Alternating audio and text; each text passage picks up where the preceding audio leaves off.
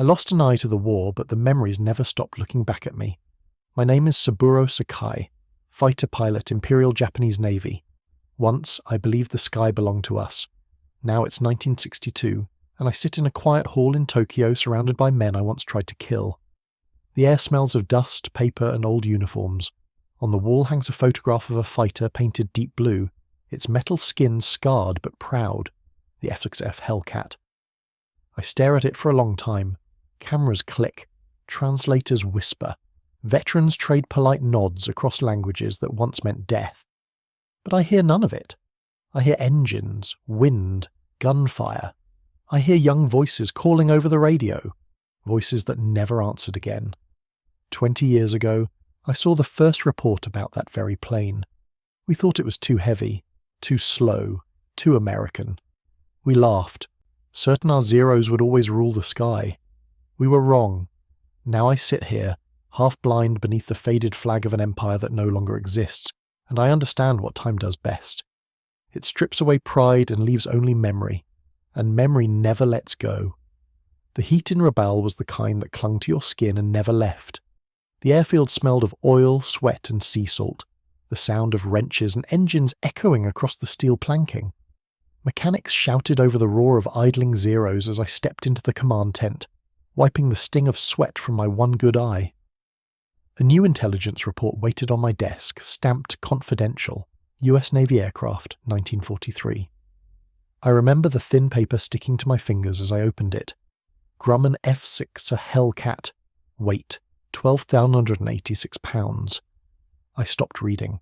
That was almost twice the weight of our Zero. I looked up, half smiling, then said what everyone else was already thinking. A fighter that heavy will never leave the ground.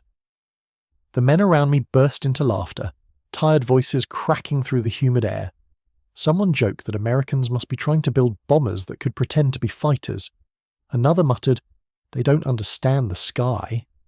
I joined them, because it felt good to laugh in a place where laughter had become rare. Outside, the sunlight flashed off the silver wings of our Zeros, lined up like blades waiting for battle. The smell of gasoline and metal filled the tent. I leaned back, letting the moment stretch, confident that our planes, our skill, and our discipline made us untouchable. When the laughter faded, I folded the report, left it on the table, and walked out into the noise of the flight line. I didn't look at it again. None of us did. We had no way of knowing that the numbers on that page would soon become the mathematics of our destruction, that the sound of laughter in that tent would be the first note in a requiem none of us were ready to hear. For 2 years the sky had belonged to us.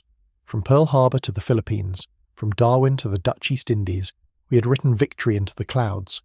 29 aircraft lost at Pearl, 347 destroyed, 7 for 103 in the Philippines, 2 for 30 over Darwin.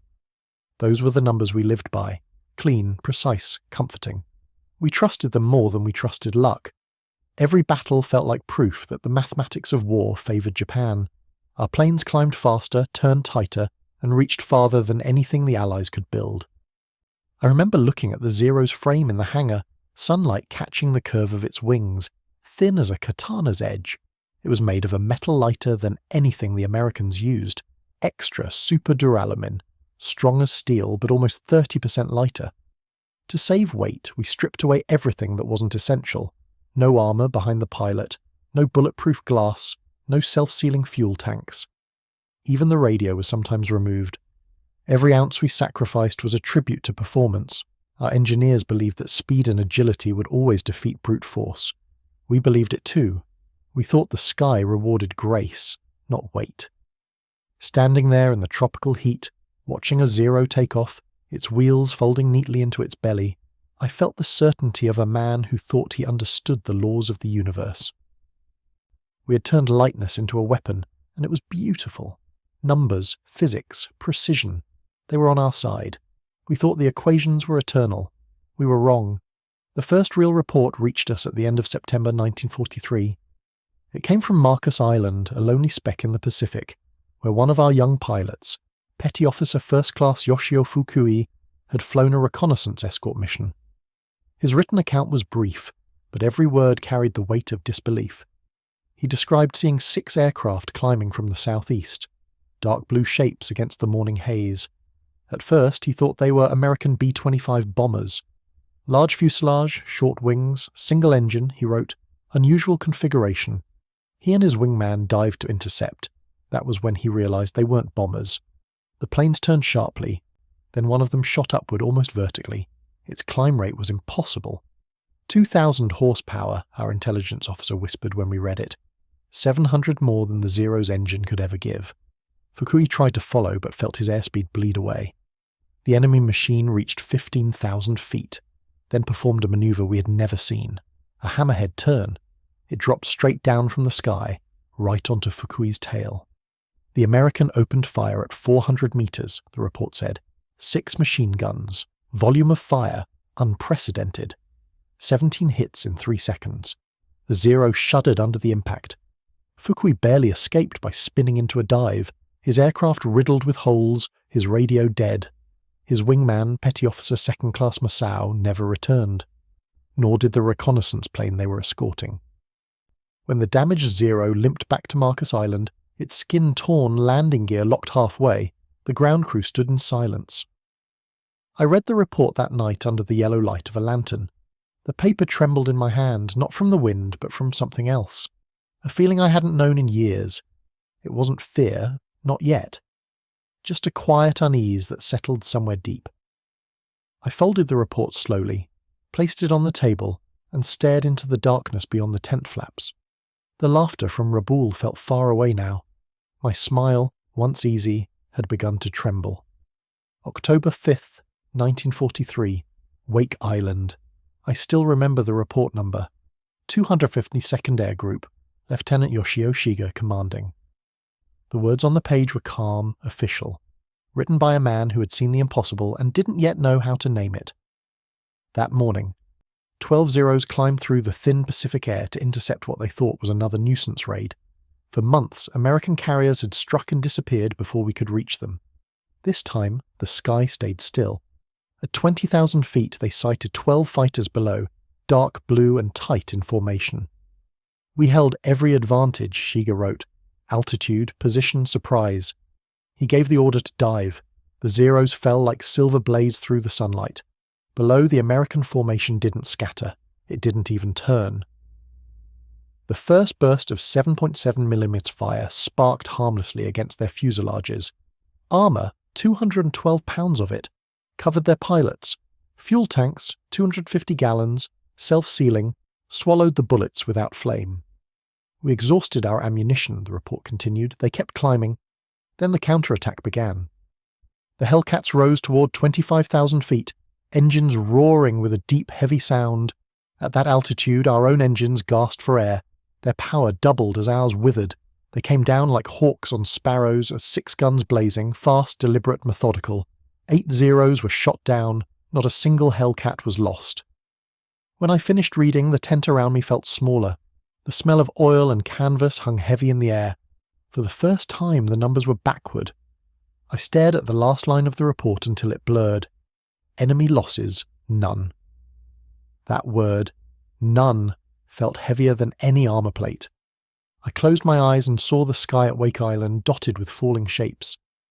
Until that day, we had believed that weight was a flaw, that strength came from lightness and precision. But in that moment, reading the words of men who had not returned, I understood. The weight we mocked was not their weakness. It was their strength. By November 1943, the tone of our briefings had changed. The laughter was gone. Lieutenant Commander Tanimizu, one of our most respected aces with 32 victories, gathered the pilots of the 204th Air Group inside a dim operations hut at Rabaul. His voice was low but firm. "Forget everything you know about air combat," he said. "The Americans have changed the rules. They no longer fight like warriors. They fight like executioners." We listened in uneasy silence as he described a new way of fighting, something they called energy tactics. Instead of turning and circling like we did, the enemy climbed high and struck from above, diving fast, shooting once, and then pulling back into the sky. They never stayed long enough for us to use our agility. They worked in pairs, one high, one low, perfectly coordinated through constant radio contact. "When you fight one," Tanimizu said, "another is already behind you." The words felt like prophecy. Soon the reports began coming in from every front. Squadrons ambushed out of clouds, formations destroyed before they could even see their attackers. One report came from Lieutenant Komachi, who survived by luck alone. "We were climbing through cloud," he wrote, "when the attack began. No warning, no visual contact. The Hellcats came from above, diving directly on our course, perfectly positioned." He later learned the truth. The Americans were using shipboard radar to guide their fighters from 50 miles away. They knew our altitude, our direction, even our formation before we ever reached them. We still relied on eyesight, scanning empty skies until it was too late. That night, as I studied the reports, I realized our pilots weren't just outnumbered, they were blind. The Americans fought as one machine, each pilot a moving part in a vast system we couldn't see. We, who had been raised to fly like lone samurai, were now facing something colder, more mechanical, and far deadlier. The next time I flew, I looked up into the clouds and understood the truth Tanamizu had tried to teach us. We were blind men fighting enemies who could see in the dark.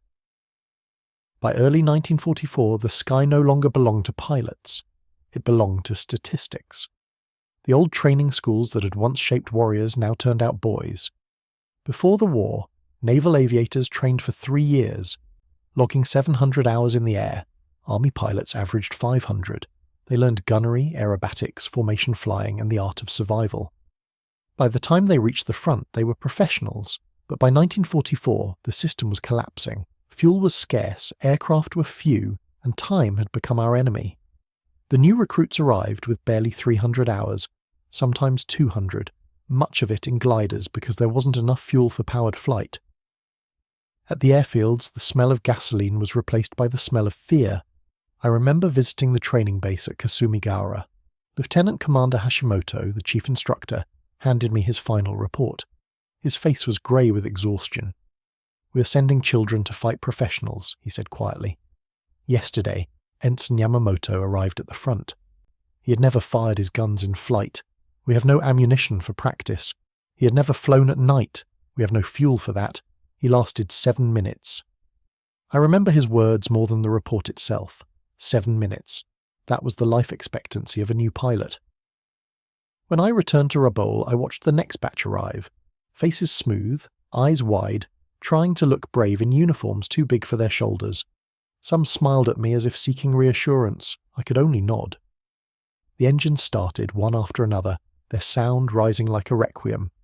As they taxied down the runway, sunlight flashed in their canopies, momentary sparks of youth about to vanish into the sky. I stood there long after the last plane disappeared and felt something colder than fear. I looked into those trembling eyes and knew they would never come back. October 1944, the Battle of Formosa. It was supposed to be our redemption. The Second Air Fleet launched over 700 aircraft to stop the American carrier raids. From the command post came radio messages filled with confidence. Tokyo announced a great victory. 26 enemy ships sunk, 300 aircraft destroyed. The headlines spoke of glory. But the truth arrived in silence, carried by the few who returned. Out of 700, 329 were gone. American losses, 89. The numbers were cold, but their meaning was not. Lieutenant Sadaki Akamatsu, one of the few veterans who survived, described it best. It was not combat, it was extermination. I remember listening to the radio that night. The voices were strained, distorted by static, pilots shouting coordinates, call signs, fragments of prayers, then nothing, just static. For the first time I heard the sound of defeat, not in words, but in the empty space where voices used to be. At Formosa, the illusion finally cracked. The tactics, the pride, the old arithmetic of the air, all of it melted away in the heat of modern war. We had built our faith on reports and ratios, on the belief that courage could fill the gap between technology and industry, but courage burns fast. By the third day, our hangars were nearly empty, and the men who came back carried eyes that saw too much. They spoke quietly of waves of Hellcats waiting at every altitude, radar guiding them like hunters in the dark. I didn't need the reports to know the truth. You could hear it in the way the radio officers stopped speaking, in the way the ground crew stood still when a plane failed to return. The Empire had sent everything it had left into that sky. The sky gave nothing back. June 19th, 1944. The Philippine Sea. They called it the Battle of the Marianas, but for us it was the day the sky turned against Japan. We launched everything we had left, 450 aircraft from 9 carriers, to strike the American fleet. Across the ocean, Task Force 58 waited with 15 carriers and nearly 1,000 aircraft. 450 of them were F6F Hellcats. The Americans saw us first. Their radar picked up our formations from 150 miles away. They climbed into position, layered from 20 to 30,000 feet, the sun behind them, waiting. When our first wave approached, 69 aircraft strong, the Hellcats dove like iron rain. The fight lasted barely 12 minutes. Commander David McCampbell shot down 7 planes that day. His wingman, Lieutenant Roy Rushing, destroyed 6 more. By the end of the engagement, 42 of our aircraft were gone. By nightfall, the total was worse than any of us could imagine. 346 Japanese planes lost, only 30 American aircraft gone from all causes. I wasn't there, but I heard it all through the radio net, the confusion, the screaming, the silence. And then, through the static, I heard an English voice, calm and almost casual. "It's a turkey shoot up here." The words hung in the air like smoke. Later I learned it was the American pilot's nickname for that day, the Great Marianas Turkey Shoot. To them, we were just targets, helpless birds scattered across the Pacific sky. To us it was the sound of finality. When I closed my eyes that night, I could still hear the engines, the endless droning of death overhead. For 2 years, we had believed we ruled the air. On that day, the air ruled us. October 24th, 1944, the Battle of Leyte Gulf. The sky was a furnace, streaked with black smoke and burning oil. 7 American Hellcats from the carrier Essex rose to meet a force of 60 Japanese aircraft heading toward the fleet. Commander David McCampbell led them, his wingman Roy Rushing beside him. In 90 minutes of combat, McCampbell shot down 9 planes, 5 Zeros and 4 bombers. Rushing destroyed 6 more. When the fight ended, 15 Japanese aircraft had been wiped from the sky. The Americans lost none, not one. Reports said McCampbell ran out of ammunition before the enemy ran out of targets. To us it felt less like battle and more like execution. From that day, a new phrase began to whisper through the ranks: Hellcat psychosis. Pilots spoke of hearing the low thunder of the Pratt & Whitney R2800 engine and freezing at the controls. Some claimed they could recognize its growl even through static, even before radar or radio confirmed an enemy presence. The sound itself carried terror, deep, steady, unhurried, the rhythm of inevitability. I remember standing by the runway, listening to those engines far off over the sea. The noise came closer, heavier, until the air itself seemed to shake. We had once flown toward that sound with confidence. Now we ducked our heads like hunted animals. I could see it in the faces of the young pilots, a flinch, a hesitation, the brief shadow of panic. "We are being hunted by sound," one of them said, "before we ever see their shadow." And he was right. The war had become something different, something mechanical. You didn't need to see the enemy anymore to know he was near. You could hear your death long before it found you. By early 1945, the word pilot no longer meant what it once had. The training schools were silent now. The runways, once alive with the thunder of takeoffs, had become places of farewell. The new recruits trained for barely 50 hours in the Navy, 70 in the Army, not years of discipline, just days. They learned to fly straight, not to fight, to die, not to survive. Admiral Takejiro Onishi, the man who created the kamikaze program, explained it with brutal mathematics. If a Zero attacks a carrier conventionally, probability of success is 0. If the Zero becomes a bomb, probability of hitting is 30%. The pilot dies either way. At least as a kamikaze, his death has meaning. We all understood what he meant, but that didn't make it easier to accept. I saw boys younger than 20 bow before their planes, slipping white scarves around their necks. They smiled as they climbed into the cockpits, the kind of smile men wear when they've already said goodbye to everything. I tried to speak to one of them once, a soft-faced boy from Kyushu who had never flown beyond the training fields. He looked at me and said, "Sensei, I will hit them. I promise." Then he bowed again and walked toward his plane. Hours later, his name was on the casualty list. We had run out of options, out of pilots, out of hope. We were turning people into weapons because steel and fuel had failed us. The Americans had built machines that could outfly, outfight, and outlast us. We built men who could only die. I said it once, quietly to myself. We turned people into bombs because it was the only way left to touch a Hellcat. The words stayed with me. Even now they still burn. Okinawa felt like the world's last loud place. The sky itself seemed to burn. By the spring of 1945, we faced a new, terrible rhythm, wave after wave of aircraft pushing toward our ships. Over the campaign, the Japanese launched roughly 900 kamikaze sorties. The Hellcat, for all its other works, became the shield that stopped most of them. Pilots flying F6F variants intercepted and destroyed about 80% of those suicide attacks before they could reach the fleet. In sheer numbers, the figures are stark and simple.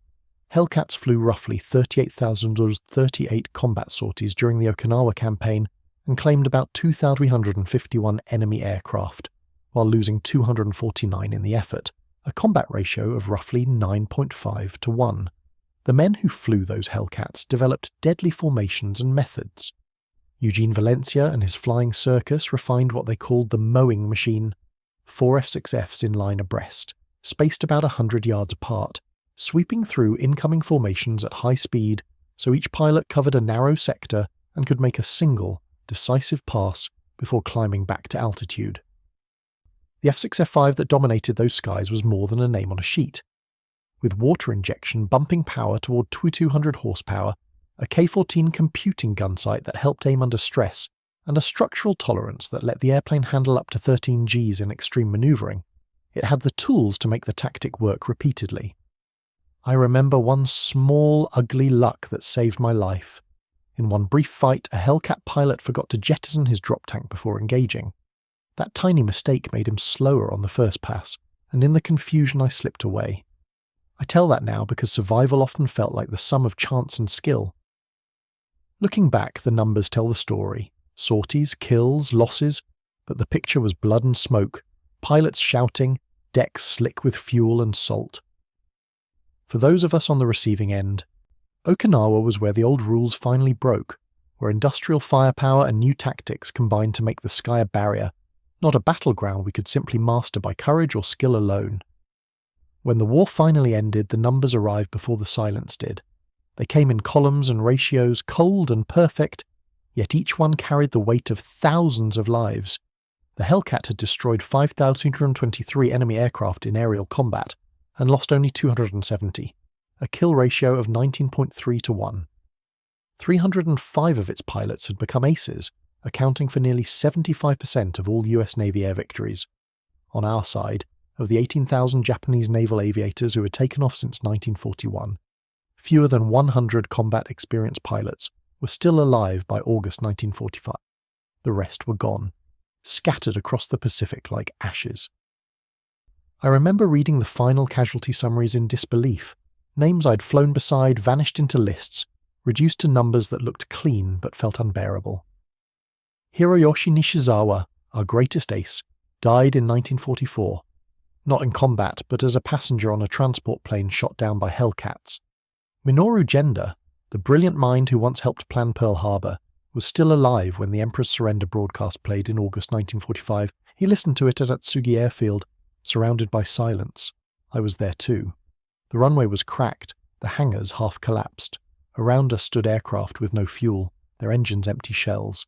The few men left were boys, barely trained, faces hollow from hunger. The wind blew dust across the field, carrying the smell of burnt rubber and metal. I walked between the wrecks, my boots crunching on broken glass, and stopped in front of what used to be my fighter. I could still see the faint outline of the rising sun painted on its wing.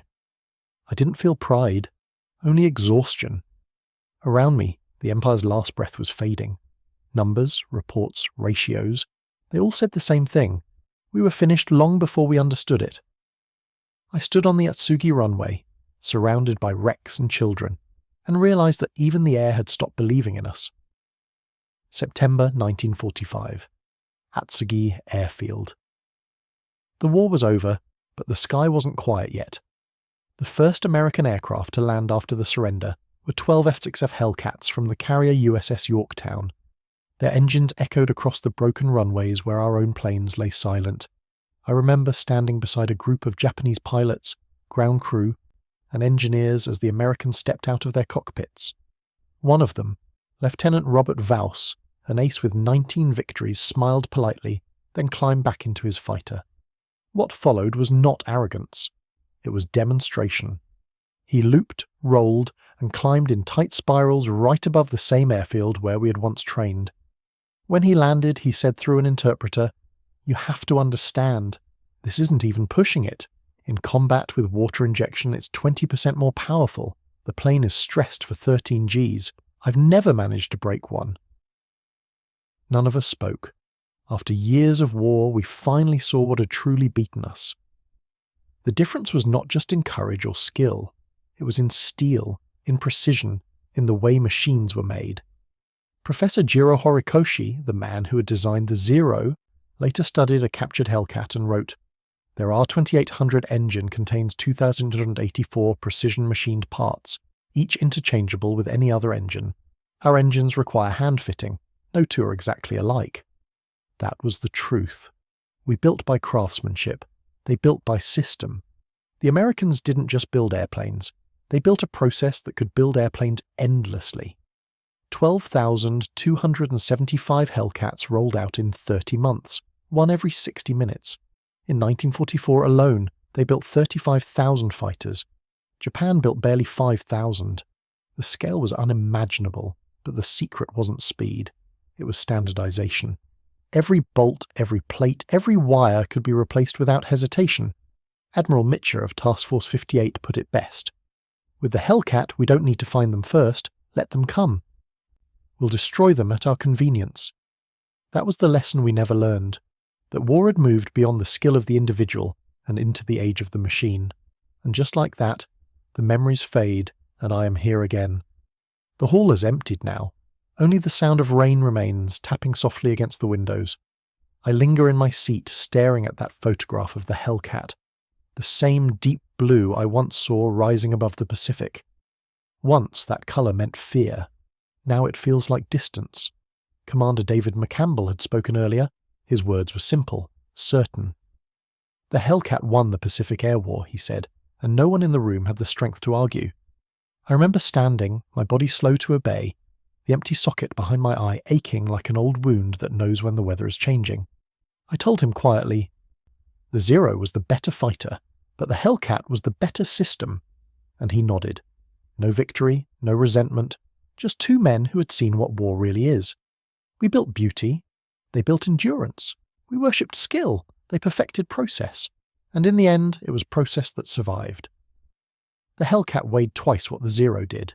It carried armour we never had, an engine we could not build, guns we could not match, radar we could not see, and it was flown by pilots we could no longer train, produced in numbers that defied imagination. That's how wars are truly won, not by who flies faster, but by who can afford to lose and still keep building. I sometimes wonder if that's why I'm still alive, not because I was better, but because the machine that found me decided not to finish the job. Perhaps mercy, too, can be manufactured. The rain stops. The photograph glimmers faintly in the dim light. I stand, one hand on the cane, the other brushing the fabric of my old uniform. The medal on my chest feels heavier now, as if it remembers everything I'd rather forget. I walk to the wall and look at that blue fighter one last time.